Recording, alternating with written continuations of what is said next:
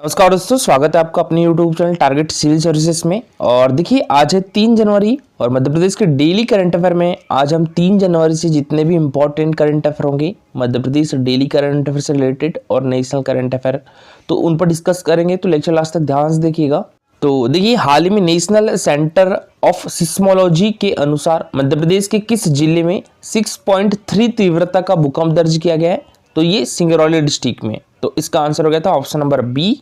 मध्य प्रदेश के मुख्यमंत्री मोहन यादव ने मध्य प्रदेश में तबला दिवस कब मनाए जाने की घोषणा की है? तो ये 25 दिसंबर को। तो इसका आंसर हो गया था ऑप्शन नंबर बी। ठीक है। और 31 अगस्त को क्या मनाया जाता है हमारे मध्य प्रदेश में? तो ये जनजाति विमुक्ति दिवस मनाया जाता है। और जनजाति गौरव दिवस कब मनाया जाता है? तो ये 15 नवंबर को मनाया जाता है। और लाडली लक्ष्मी उत्सव कब मनाया जाता है? तो ये 2 मई को मनाया जाता है। और मध्य प्रदेश दिवस कब मनाया जाता है? तो ये 1 नवंबर को मनाया जाता है, जिस दिन मध्य प्रदेश की स्थापना हुई थी। ठीक है। कब हुई थी स्थापना? 1 नवंबर 1956 में हुई थी। ठीक है। और हाल ही में किस उच्च न्यायालय में IVSS court room live audio visual streaming system OTT platform का शुभारंभ कहां पर किया गया है? तो ये हमारे मध्य प्रदेश हाई कोर्ट में किया गया है। तो इसका आंसर हो गया था ऑप्शन नंबर सी। ठीक है, मध्य प्रदेश हाई कोर्ट। और इसका शुभारंभ किसके द्वारा किया गया है? तो हमारे मध्य प्रदेश के मुख्य न्यायाधीश श्री रवि विजय कुमार मलिमथ जी के द्वारा किया गया है। और हमारा मध्य प्रदेश का हाईकोर्ट कहाँ पर है? तो ये जबलपुर डिस्ट्रिक्ट में है। ठीक है। हाल ही में 16वें वित्त आयोग का अध्यक्ष किसे नियुक्त किया गया है? तो ये अरविंद पनगड़िया को नियुक्त किया गया है। और ये नीति आयोग के पूर्व उपाध्यक्ष भी है। और 16वें वित्त आयोग का सचिव किसे बनाया गया है? तो ये ऋत्विक रंजन पांडे को बनाया गया है। वित्त आयोग के प्रथम अध्यक्ष कौन थे? KC नियोगी जी थे। और 15वें वित्त आयोग के अध्यक्ष कौन थे? नंदकिशोर सिंह जी थे। ठीक है। और वित्त आयोग के अध्यक्षों का कार्यकाल कितने वर्ष का होता है? तो ये 5 वर्ष का होता है। ठीक है। इसमें एक अध्यक्ष होता है और 4 सदस्य होते हैं। इसकी स्थापना, वित्त आयोग की स्थापना यानी गठन कब किया गया था? तो ये 1951 में किया गया था। भारतीय संविधान के किस अनुच्छेद में वित्त आयोग के गठन का प्रावधान है? तो ये 280 में। ठीक है। और देखिए, इनके अध्यक्षों की नियुक्ति किसके द्वारा की जाती है? तो राष्ट्रपति के द्वारा की जाती है। और ये किस अनुच्छेद में लिखा है? 280(1) में। ठीक है। तो चलिए स्टार्ट करते हैं हम अपने पहले क्वेश्चन के साथ। तो देखिए, वर्ष 2023 में भारत में बाघों की मृत्यु के मामले में शीर्ष राज्य कौन सा है? तो ये महाराष्ट्र है। तो इसका आंसर हो जाएगा ऑप्शन नंबर बी। ठीक है। बाघों की मृत्यु के मामले में शीर्ष राज्य महाराष्ट्र है और दूसरे नंबर पर हमारा मध्य प्रदेश है। देखिए, वैसे तो हमारे मध्य प्रदेश को टाइगर स्टेट कहा जाता है, लेकिन यहाँ पर टाइगर की मृत्यु भी काफ़ी ज़्यादा होती है। ठीक है। लेकिन पहले स्थान पर तो महाराष्ट्र है। हमारे देश में देखिए 2023 में कुल 204 टाइगरों की मौत हुई है। ठीक है। अगर हम देखें कि देखिए अभी एक गणना की गई थी, बाघ गणना 2022, तो उसमें हमारे देश में कितने टाइगर थे? तो 3167 टाइगर थे। ठीक है। किसी किसी बुक में आपको 3682 भी लिखा मिलेगा, लेकिन ऑफिशियल डाटा 3167 है। ठीक है। 3167 है। और कहीं कहीं आपको बुक में 3682 भी मिलेगा। तो ये ऑफिशियल डाटा है 3167। तो हमारे देश में बाघों की जनसंख्या कितनी है? 3167।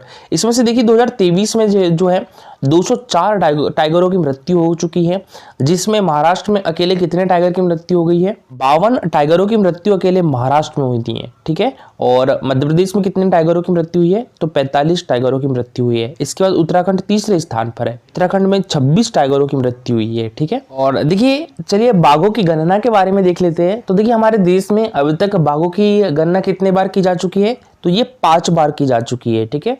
और सर्वप्रथम जो गणना है वो कब की गई थी? तो ये 2006 में की गई थी। ठीक है। कब की गई थी? 2006 में की गई थी। और प्रति 4 वर्ष के अंतराल यह गणना की जाती है। और 5वीं गणना रिपोर्ट जो है वो कब जारी की गई थी? तो ये 2022 में जारी की गई थी। ठीक है। 2018 से 2022 तक जारी की गई थी।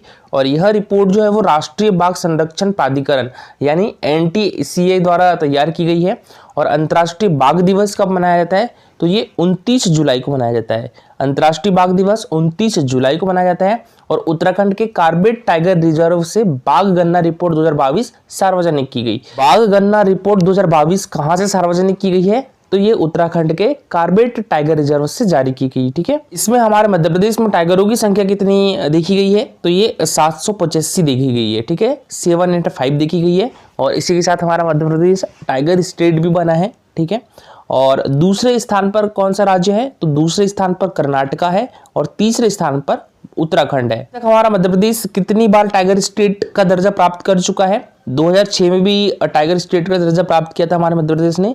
उसके बाद 2018 में भी टाइगर स्टेट का दर्जा मिला था मध्य प्रदेश को, और उसके बाद 2022 में भी मध्य प्रदेश को टाइगर स्टेट का दर्जा मिला है। ठीक है, तो अब तक कुल 3 बार हमारा मध्य प्रदेश टाइगर स्टेट बन चुका है। अच्छा, यहाँ पर एक चीज और देखिएगा, देखिए हमारे मध्य प्रदेश का हमारे मध्य प्रदेश में कितने टाइगर रिजर्व है, 7 टाइगर रिजर्व है। ठीक है, तो अभी 7वां टाइगर रिजर्व कौन सा बना है, और हमारे देश में कितने टाइगर रिजर्व है, तो 54 टाइगर रिजर्व है। ठीक है, हमारे देश में 54 टाइगर रिजर्व है और हमारे मध्य प्रदेश में 60 टाइगर रिजर्व है। तो हमारे मध्य प्रदेश में 7वां टाइगर रिजर्व और देश का 54वां टाइगर रिजर्व कौन सा है, तो ये वीरांगना दुर्गावती टाइगर रिजर्व है। मोस्ट इंपॉर्टेंट है, जो वीरांगना दुर्गावती टाइगर रिजर्व है ये लेटेस्ट टाइगर रिजर्व है। ठीक है, वीरांगना दुर्गावती टाइगर रिजर्व। ठीक है, और इसकी अधिसूचना कब जारी की गई थी, तो ये सितंबर 2023 में जारी की गई थी। और इस नवीन टाइगर रिजर्व के कोर क्षेत्र के रूप में लगभग 1414 वर्ग किलोमीटर, ठीक है, कितना 1414 वर्ग किलोमीटर के क्षेत्रफल को शामिल किया गया है। और ये हमारे देश का 54वां टाइगर रिजर्व है, हमारे मध्य प्रदेश का 7वां टाइगर रिजर्व है। और भारत सरकार ने प्रोजेक्ट टाइगर की शुरुआत कब की थी, तो ये 1 अप्रैल, ठीक है, 1 अप्रैल 1973 की गई थी। और टाइगर मैन ऑफ इंडिया किसे कहा जाता है, तो ये कैलाश सांखला को कहा जाता है। ठीक है, टाइगर मैन ऑफ इंडिया किसे कहा जाता है, कैलाश सांखला को किया जाता है। और देखिए अभी जो बाघों की मृत्यु हुई है, तो इसकी गणना किसके द्वारा की गई है, ये wild life protection society of India के द्वारा की गई है। ठीक है, ये एक नॉन प्रॉफिट ऑर्गेनाइजेशन है और इसका जो मुख्यालय है वो न्यू दिल्ली में है। और इसकी जो स्थापना हुई थी वो 1994 में हुई थी। और यहाँ पर एक चीज और याद रखिएगा, देखिए हमारे देश में उत्कृष्ट श्रेणी में प्रथम स्थान किसे मिला है, किस टाइगर रिजर्व को मिला है, तो ये पेरियार टाइगर रिजर्व को मिला है। ठीक है, पहला स्थान किसे मिला है, पेरियार टाइगर रिजर्व को मिला है। पेरियार टाइगर रिजर्व कहाँ पर है, तो ये केरल में है। ठीक है, पेरियार टाइगर रिजर्व केरल में है। दूसरा स्थान 2 टाइगर रिजर्व को दिया गया है, कौन कौन से, एक तो सतपुड़ा टाइगर रिजर्व जो कि हमारे मध्य प्रदेश में है, और एक Bandipur tiger reserve. Bandipur tiger reserve कहाँ पर है, कर्नाटका में है। ठीक है, तो दूसरा स्थान किसे किसे मिला है, एक तो हमारे मध्य प्रदेश को मिला है, हमारे मध्य प्रदेश के सतपुड़ा टाइगर रिजर्व को मिला है, और एक कर्नाटका के बांदीपुर टाइगर रिजर्व को संयुक्त रूप से दिया गया है दोनों को। ठीक है, और तृतीय स्थान जो है वो नागरहोल टाइगर रिजर्व को दिया गया है। नागरहोल टाइगर रिजर्व कहाँ पर है, तो ये भी कर्नाटका में है। ठीक है, और देखिए नेक्स्ट क्वेश्चन है हमारा, BCCI board of control for cricket in India अखिल भारतीय महिला अंडर 23 ट्रॉफी T20 टूर्नामेंट 2023-24 का खिताब किसने जीता है, तो ये हमारे मध्य प्रदेश ने जीत लिया है। किसको हराकर, न्यू दिल्ली को हराकर। तो इसका आंसर हो जाएगा ऑप्शन नंबर ए। ठीक है, हमारे मध्य प्रदेश ने अखिल भारतीय महिला अंडर 23 ट्रॉफी T20 टूर्नामेंट जीत लिया है। और देखिए ये हमारे मध्य प्रदेश की टीम है, इसमें कैप्टन कौन थी, सौम्या तिवारी थी। ठीक है, मोस्ट इंपॉर्टेंट है, याद रखिएगा सौम्या तिवारी को अभी हाल ही में एकलव्य पुरस्कार 2022 से भी सम्मानित किया गया है क्रिकेट के लिए। इनकी ही कप्तानी में अभी हाल ही में ही हमारी मध्य प्रदेश महिला क्रिकेट टीम ने अंडर 23 ट्रॉफी T20 टूर्नामेंट 2023-24 का खिताब जीत लिया है। और ज़्यादा इंपॉर्टेंट है यहाँ पर किसको हराकर जीता है ये खिताब, तो ये न्यू दिल्ली को हराकर जीता है। ठीक है, और देखिए इसके पहले आपको पता होगा कि हमारे मध्य प्रदेश ने रणजी ट्रॉफी 2022 का भी खिताब जीता था। ठीक है, तो देखिए जो रणजी ट्रॉफी हुई थी, रणजी ट्रॉफी 2022 का खिताब हमारे मध्य प्रदेश ने जीता था 2022 का। ठीक है, तो इसमें कैप्टन कौन थे, आदित्य श्रीवास्तव थे। कैप्टन कौन थे, आदित्य श्रीवास्तव थे।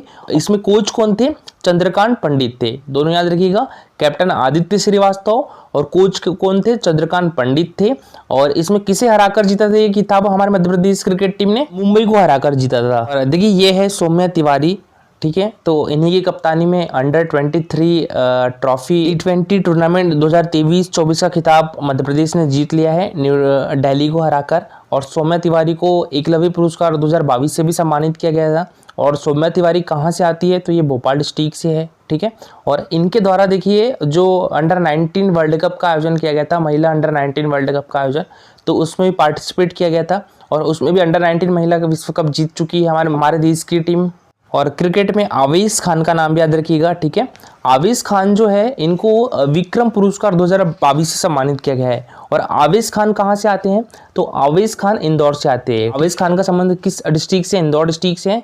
और आवेश खान को जो है विक्रम पुरस्कार 2022 से सम्मानित किया गया है क्रिकेट के लिए। एक नाम सुभदा भोसले का भी याद रखिएगा, ठीक है। सुभदा भोसले जो है वो झाबुआ डिस्ट्रिक्ट से है और ये एम्पायर है। सुभदा देश की सबसे युवा महिला एम्पायर बनी है, ठीक है। कौन, सुभदा भोसले। कहाँ से आती है, तो झाबुआ से आती है। क्रिकेट से एक नाम और याद रखिएगा, किसका, तो ये पूजा वस्त्रकार का।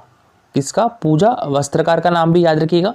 पूजा वस्त्रकार जो है वो शहडोल डिस्ट्रिक्ट से है और ये T20 वर्ल्ड कप 2022 में महिला क्रिकेट टीम का हिस्सा थी। नेक्स्ट क्वेश्चन है हमारा, अभी हाल में सेंट्रल इंडस्ट्रियल सिक्योरिटी फोर्स यानी CISF की महानिदेशक नियुक्त होने वाली भारत की प्रथम महिला कौन बन गई है, तो ये नीना सिंह बन गई है।